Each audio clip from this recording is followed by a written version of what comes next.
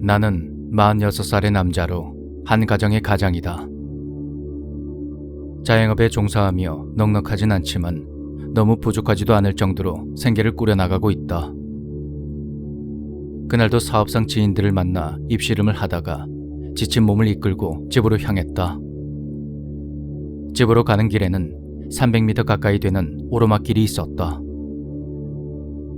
차를 몰아서 길을 올라가고 있는데 허리가 굽은 할머니가 혼자서 자신의 몸보다 훨씬 더 큰 수레를 끌며 힘겹게 올라가고 있었다. 수레에는 폐지가 한가득 실려 있었다. 그 모습을 보고 있자니 찢어지게 가난했던 나의 어린 시절이 떠올랐다. 한 푼이라도 더 벌겠다고 하루 종일 온 동네를 누비며 폐지를 줍다가 협심증으로 돌아가신 우리 할머니 생각에 난 오르막길 한쪽에 차를 세운 뒤 조용히 수레를 밀어드렸다.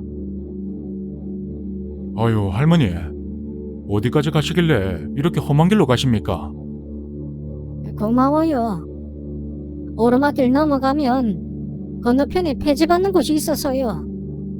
이제 거의 다 왔어요. 그러면 거기까지 같이 가세요. 나는 폐지를 수거하는 곳까지 수레를 밀어들인 후 할머니를 댁까지 모셔다 드렸다.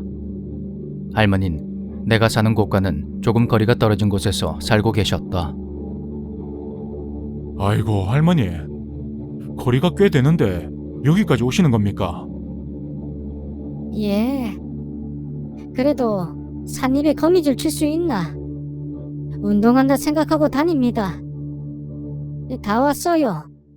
저기 앞쪽에 내려주세요. 밝게 웃으시는 할머니의 얼굴을 보니 괜히 눈물이 핑 돌았다. 그때 할머니께서 작은 주머니 하나를 내 손에 쥐어주셨다. 할머니, 이게 뭡니까? 주머니 안에는 소원을 들어주는 구슬이 있다오. 간절하게 빌면 이루어질 거야. 정말 고마워요, 젊은이.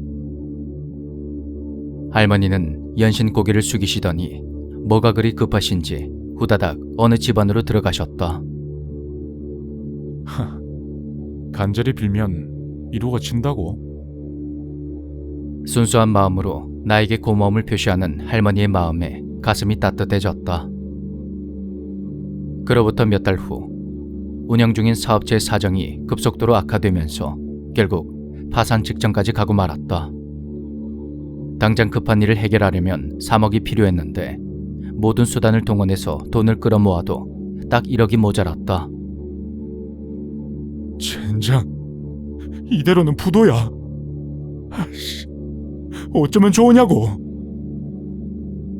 나는 낮에는 회사 일을 해결하기 위해 동분서주했고 밤에는 이 끔찍한 현실을 잠시나마 잊기 위해 술을 마셨다.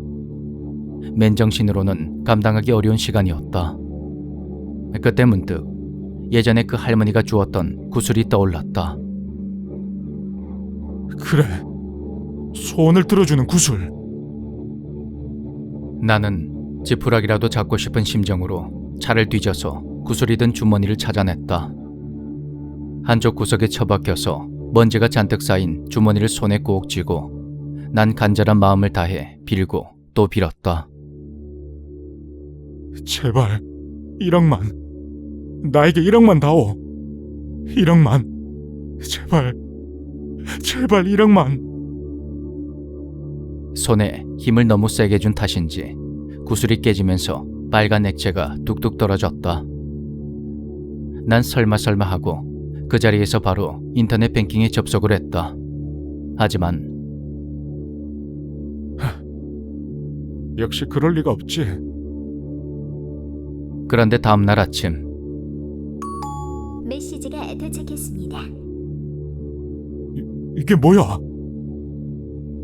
내가 그토록 간절하게 바랐던 1억이 입금되었다는 문자가 왔다.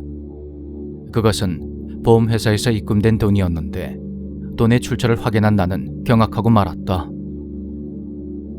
성인이 된 이후로 열심히 돈을 벌겠다며 객지로 떠난 나의 아들이 공사 현장에서 콘크리트에 깔려 모습을 알아볼 수 없을 정도로 참혹하게 즉사했다는 것이다.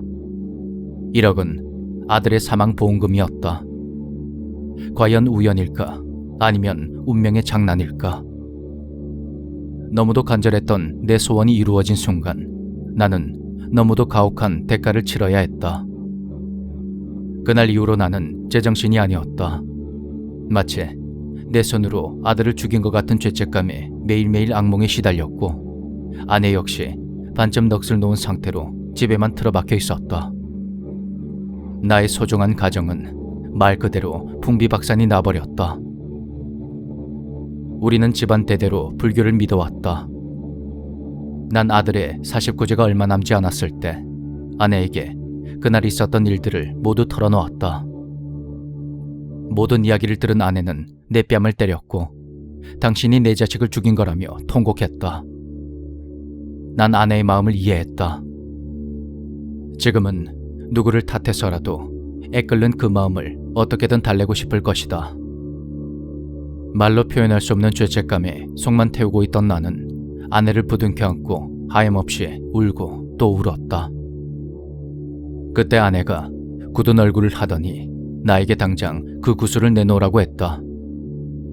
아내는 내 손에서 구슬을 낚아채듯이 빼앗아 가서는 제발 아들을 살아 돌아오게 해달라며 빌고 또 빌었다. 그리고 구슬이 깨지고 말았다. 하지만 아내의 바람과는 달리 아무리 기다려도 아들은 오지 않았다. 우리가 어리석었다는 걸 너무도 잘 알고 있었다. 이미 이 세상 사람이 아닌 아들이 살아 돌아올 리가 없었으니까. 아내는 밤늦도록 울다 지쳐 잠이 들었고 난 식탁에 앉아서 소주를 마시며 왜 이런 불행이 하필 나에게 찾아온 건지 내 운명을 원망하다 그대로 잠이 들었다. 얼마나 지났을까? 누군가 현관문을 발로 차는 것 같은 소리에 눈을 떴다. 시간은 새벽 3시가 다 되어 있었고 이 시간에 집을 찾아올 만한 사람은 없었다. 술 취한 사람인가? 왜 굳이 아파트 12층까지 와서 이렇게 주정을 하는 거지? 그게 아니라면 설마 아들이? 내 아들이 정말로 돌아온 건가? 그때 안방에 있던 아내가 황급히 달려나왔다. 여보, 아들이 왔어. 우리 아들이 소원이 이루어졌다고. 난 그런 아내의 어깨를 잡아서 뒤로 밀쳐내며 마지막으로 하나 남은 구슬을 손에 쥐었다. 내 아들을 다시 저승으로 보내다오. 제발, 지금 당장. 당신 미쳤어? 우리 아들이 왔다고. 아들이 돌아왔다고. 그러자 현관문을 연신 두드리던 소리가 잠잠해지더니 이내 뚜벅뚜벅 계단을 내려가는 발소리가 들려왔다. 아내는 가지 말라고 울부짖으며 현관문으로 뛰어가려 했고 난 그런 아내의 야윈 어깨를 붙잡으며 소리쳤다. 정신 좀 차려. 우리 애가 어떻게 죽었는지 잊었어. 그렇다. 우리 아들은 상반신이 흔적도 없이 뭉개진 상태로 비참하게 죽었다. 하반신만이 아파트 계단을 뚜벅뚜벅 걸어 내려가는 소리가 귓가에 울리는 것 같았다.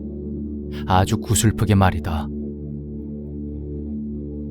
당신은 천사의 얼굴을 한 악마를 본 적이 있습니까?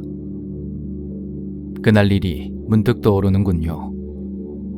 뭔가 아주 급한 일이 있는 것처럼 후다닥 뛰어들어가는 할머니의 모습을 난 사이드 미러를 통해서 무심하게 바라보았습니다. 그런데 언제 다시 나왔는지 다 쓰러져가는 집대문 앞에 쪼그리고 앉아서 나에게 묘한 미소를 지어 보였던 그 할머니의 얼굴. 그 얼굴이 바로 천사의 얼굴을 한 악마더군요. 그땐 몰랐는데.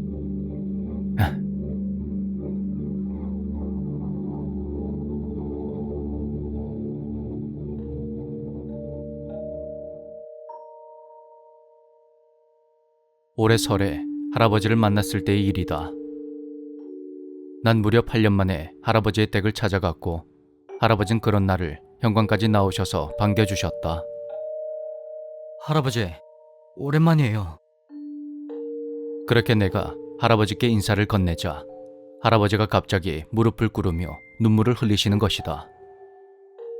나를 너무 오랜만에 보셔서 반가움에 그러시는 건가 생각을 했는데 알고 보니 그게 아니었다. 할아버지께서 해주신 이야기는 이러했다.